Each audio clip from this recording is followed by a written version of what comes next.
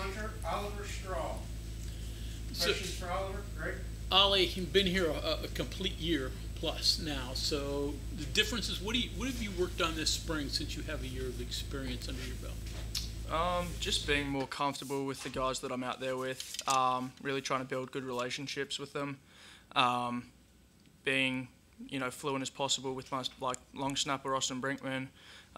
Knowing where my coverage unit's going to be, and just making sure that I do my best at putting the ball where it needs to be, to put those guys in a position to make a play down the field. So that's been an emphasis throughout the spring ball, just making sure that I know the guys on the unit and making sure that I put the ball where it needs to be so that they can make a play. Are there different things that you can do now that maybe you didn't show last year? More roll punt, more different aspects of it? Yeah, I mean, obviously last year I was mostly rolling out. I've worked the spiral a bit more this spring than I did last spring. Obviously using both feet, left and right, and just situational things that last year we may not have had the chance to do. So kicking the ball from the right side of the field to the left, or vice versa. So just really expanding and making sure I can show off what I can do with my leg and benefit the team as well as I can. Was that emphasized more when you got here, distance or putting it where you were supposed to? It's a combination of both, honestly. The three main aspects that we focus on is hang time, so how long the ball's in the air, distance down the field, and then location. Because if you put the ball where it needs to be on the side of the field, it gives the returner a smaller window to work in. So just really making sure that you can put that ball where it needs to be so that they don't have the explosive ability that they can return the ball. So rank those when you got here to where you are now in terms of your being able to do those things. Yeah, definitely a lot better. Obviously, last spring ball being the first practice that I ever had playing football, compared to now, obviously playing a full season.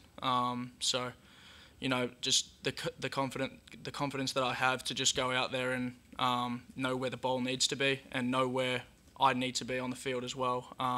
It's just completely different now having a year under my belt. You mentioned using both feet. I don't think you did that at all last season.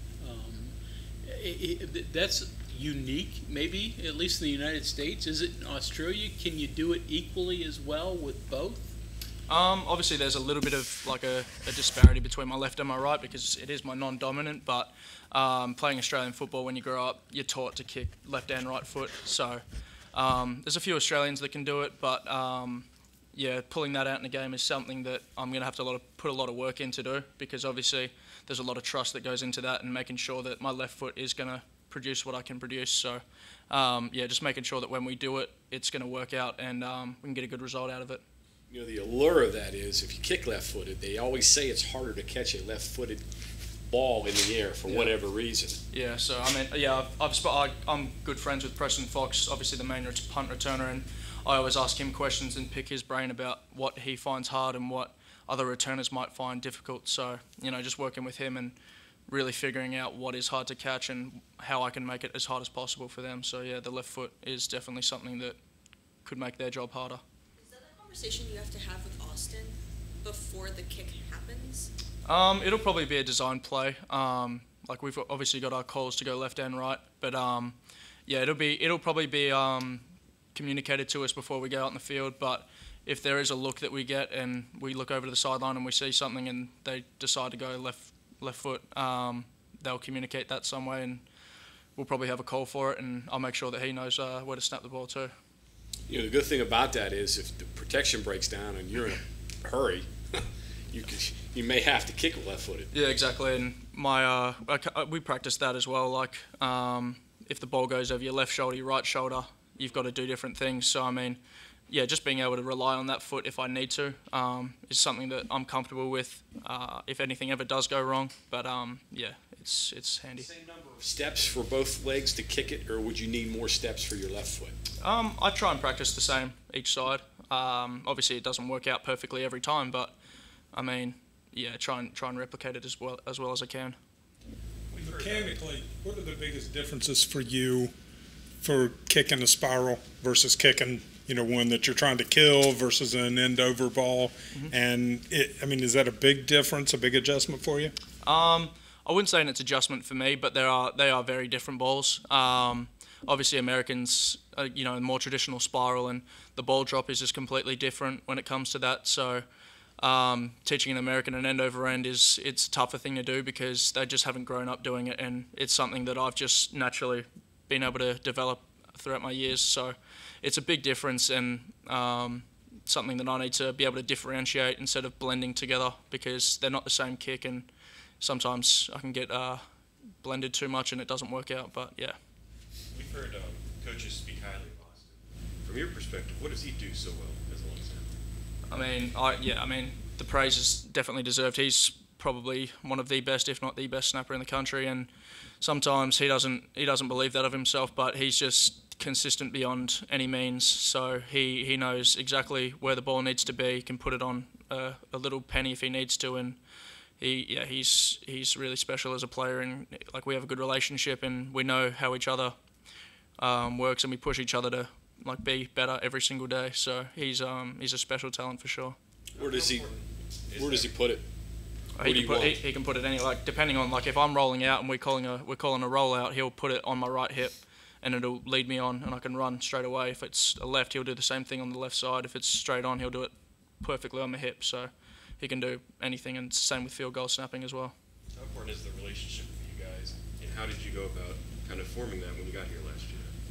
It's actually, it is really important, and I probably underestimated that when I first got here. But it just happened naturally. Honestly, we get along really well. He's a really hard worker, and he pushed me along to be as good as I can, and I always try and do the same with him. We both are hardest critics, so we both get down, and the other one picks each other up. So it's just a relationship where we build off each other and push each other to be the best we can be. I think it's tough for Con fan to kind of notice his success, since it's not really measured by any statistic. He really only is going to stand out if he's messing up. Yeah, most definitely, and that's the hardest part about his position, is that it's not a glamorous position, similar to any specialist role really. But yeah, his job is just to get the ball back, and he does that perfectly every time. And he's to people that know about long snapping and snapping in general, it's pretty special what he can do. So he definitely deserves the recognition, because I wouldn't be able to do without him. So. Have you been using the TrackMan stuff this spring? Yeah, we do use the TrackMan as much as possible. So obviously we're very limited in what we do in practice. We have a couple of team periods, and we get our reps in, but then the real work starts with the TrackMan, and then individual work that we do. So making sure that we can see the feedback that we get from it, and why the result happened, and what we can do to correct it. So. Yeah.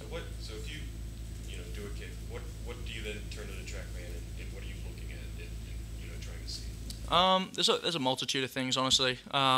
There's ball speed, there's launch angle, there's apex of where it reached in the air. There's a bunch of things, and honestly, one of the handiest things about it is that you can see yourself on the video as well. So being able to slow it down, watch exactly where you hit the ball, and then compare it with the stats as well is helpful. So yeah, just being able to do that kind of thing. Is there a range in those numbers of where if you get a certain ball speed, a certain launch angle every single time, it's going to be a better punt than others? Yeah, you can definitely draw comparisons between which goes well and which ones don't. So seeing the launch angle, seeing how quick the ball is going, there's a direct correlation sometimes between exactly what number we get and what the result is. So when we see it come up, we identify it, realize that either the ball needs to be higher, lower, we're swinging our leg too fast, too slow. So there's direct comparisons that we can make from that. What's a good number for a launch angle?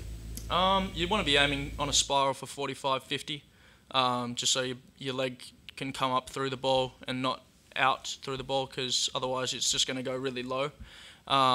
As I said, the end over end and the spirals are completely different, and I hit my end over ends really close to the ground, and it's something that the coaches have had to kind of realize is different in terms of spirals. It's not going to be the same, but yeah, you want to be looking for a 45, 50 launch angle when you're kicking spirals to get hang time and distance. Have you created any kind of relationship with Pat McAfee? I haven't yet, actually. I did reach out to him before the Pitt game last year, but obviously, I mean, he's getting millions of DMs every day, so I would love to meet up with Pat at some point soon, because I've obviously learned a whole lot about him since being here, and I knew about him before I got here too. But yeah, he's a legend for Mountaineers. You might even enjoy a beer with him. Yeah, maybe when I turn 21. What was that game like for you? Your first football game, full house, nerves? What did you feel for that one? Honestly, running out there, it was just adrenaline. And then when the game started and they called on me, I think it was the first set that we had down the field to go out, I just blacked out, honestly, because it's something that you don't really know what to expect with. And when you go out there, you just do your job, and you don't really think about it, because obviously the millions of reps that you put in before that are for that 1, 2, 3 reps that you get in the game. So it's just a thing that you have to take in while you're on the sideline, and then when you're on the field, you do your job and, you know, do it well. So many of your really good punts last year were end-over-end punts that didn't travel a lot of distance in the air or even down the field, but you were able to place them in spots where they bounced away from returners, things like that. Are those always called, or do you have an option if, hey, you see a gap and you say, hey, with this protection, I think I can kick it there? Do you have some freedom in that area? Yeah, I mean, as I got more confident last year and started understanding when teams were going to rush, when they were going to hold up, I felt myself able to, you know, slow down a bit more, take my time, which you might have seen a couple of times against like Oklahoma. At the Oklahoma State game, I just slowed down, waited a couple of seconds, and then got the ball off instead of just rushing. So, I mean, it's just really depends, honestly, what we see coming, because yes, I can pick it up, but if it's not going to get us the result that we want, then maybe not. But yeah, I have the ability to choose where I can put the ball, but as long as I do what the coaches tell me and put the ball where they want it and we cover it, then I don't see any issues with the job. So yeah. You punted it all in a college game before Pitt, right? Yeah, correct.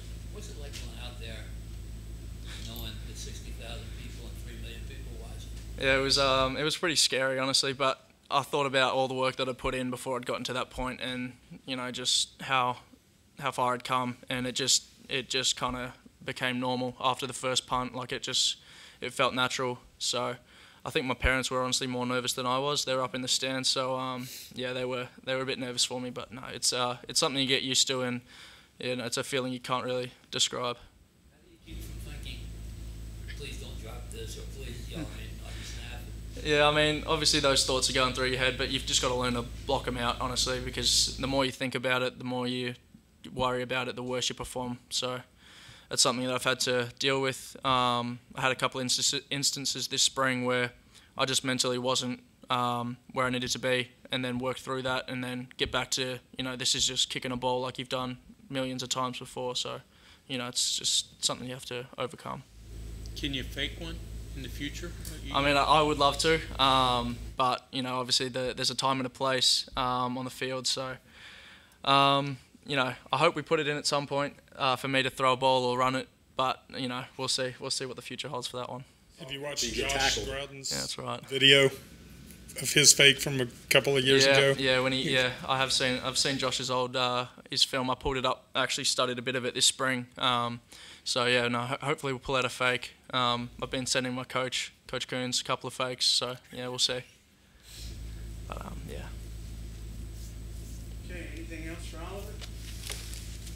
All right, thank you very much. Appreciate it, guys. Thank you.